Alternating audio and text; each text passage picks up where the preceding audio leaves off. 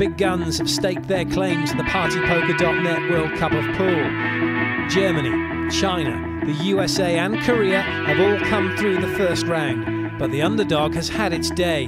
Belgium have beaten Holland, the host nation.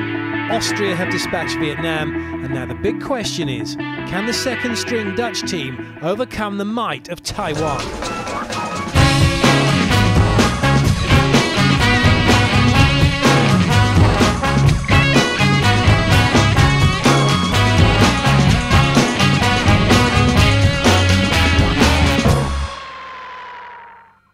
Welcome to Rotterdam and the World Cup of Pool. Dutch hopes resting squarely on Holland-A team, Niels Fijn, Nick Vandenberg. Well, those hopes were dashed at the hands of Belgium, so it rests squarely now on Gerards and Van Helmond, Holland-B team. They're up against Taiwan.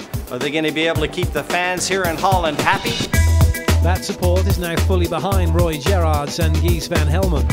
Qualifiers to this event, they intend to take their opportunity and make the most of their debut in the World Cup. I know Roy very well from the circuit in Holland, and I know he's a very good player, and we played very good at the qualifier. When he made mistakes, I solved the problem for him, and when I made a mistake, he solved the problem for me, so I have confidence in him. Hopes may be high for the Dutch, but the task before them looks immense. They face Taiwan in the combination of Wang Hung-Hsiang and Chia-Ching. Chia-Ching, a former 8-9 ball champion, while his teammate is the 2005 Taiwan Open champion. A formidable duo for the Dutch to face. Time then to join commentators Rico Dix and Phil Yates. By playing on home base, Holland were allowed 2 teams in the partypoker.net World Cup of Pool. Holland A already out, now it's up to Holland B to fly the home flag. But what formidable opposition they face in Taiwan. With me in the commentary box, Rico Dix. You could have been playing for Holland B, but you and Alex Lely were beaten in the final of the qualifying competition. Are the 2 players we now get to see represent your nation? Taiwan wins the lag. Yes, I was waiting for that reminder. Thank you, Phil. Me and Alex tried to qualify, but were definitely outdone by Gijs and Roy. Roy, a youth player coming through the youth ranks of Dutch youth selection. Gijs, actually a seasoned player. Taiwan to break. And I've been really looking forward to this match.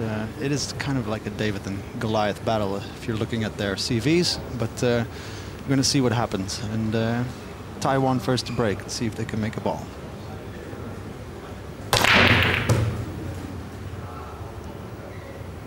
Yes, this tournament features giants, it features minnows.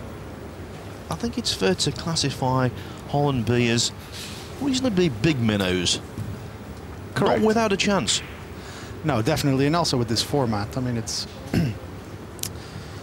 race to 8, winner breaks. So I mean, if you get going, if you feel comfortable at the table, you can do special things. Although it has been proven to be hard to make easy balls on the break, and it's been hard to control the white ball easily and just get an easy position on the 1 ball. As we see here, they've really had to smack the rack consistently to try to get anything down, and so they did, but they're faced with a push-out position, so they're going to roll the cue ball into a spot, and they're going to let Holland B have a look at it, and they have the choice of taking this shot on, or they can give it back if they don't like it.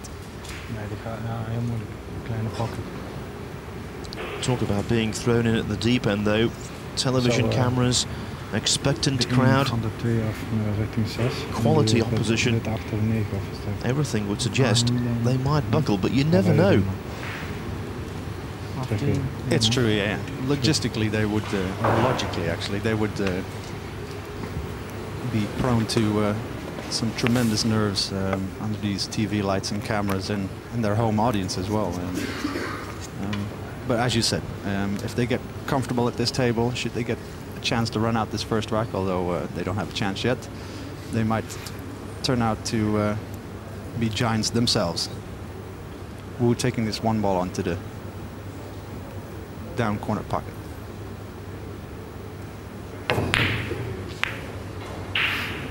Just grazed the 2 going through. Might still make it. Well, that's a nice 1 ball to look at for the Holland team. They would love that. The only thing is that the blue 2 ball is tied itself up with the green 6 on the right rail. And that's going to make things a little bit more complicated. So no run-out chance here. I think he's going to try to... Actually, don't really know what he's going to try. He's definitely going to make the 1 ball. I think he's going to leave himself in a spot where he can hit the blue 2 full on.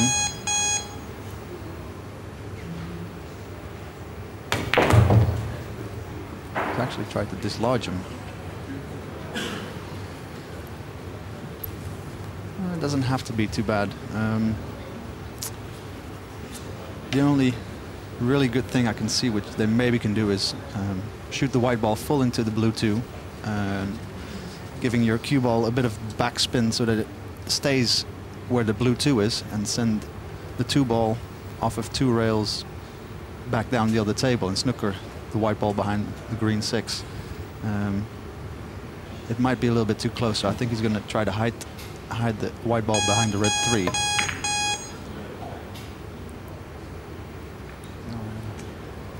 That was the attempt.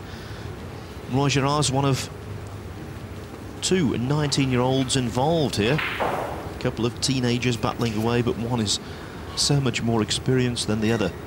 It was one of the great Q Sports achievements for me when Chia-Ching won the 9 and the 8 ball world championship in the same year in 2005 at the age of 16. Extraordinary stuff.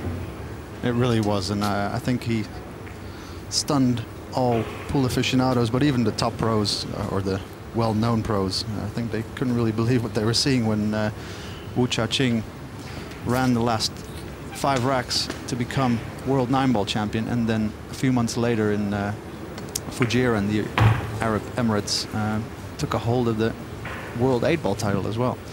And everybody thought, well, that's never going to happen again. And then the year after, Renato Alcano from the Philippines became world 9-ball champion and did exactly the same thing, grabbed the world 8-ball title in Fujairah as well. So, but still, you would say it's not a feat that's easily achieved, especially in a game like pool, where it's so hard to dominate. A rare double, and the reason Holland-B are back at the table is because of a misjudged double, or a misjudged bank, depending on terminology, from Wang. It's good to see, though, even though they haven't really had to play a hard shot and they've been quite in line, but they are getting a nice tempo going, and I think it's really important for them to make the arena their home in a way, which is, of course, you have to do by playing good, and taking this first chance would be a perfect start, of course, and also maybe try to get the crowd involved and really try to swing it in their favor and really get the atmosphere going in their favor. And well, it's a nice draw shot by Roy off of the black 8, and this 9-ball for a 1-0 quite surprising lead. A1 from Holland-B. First blood to them. Taiwan trail 1-0.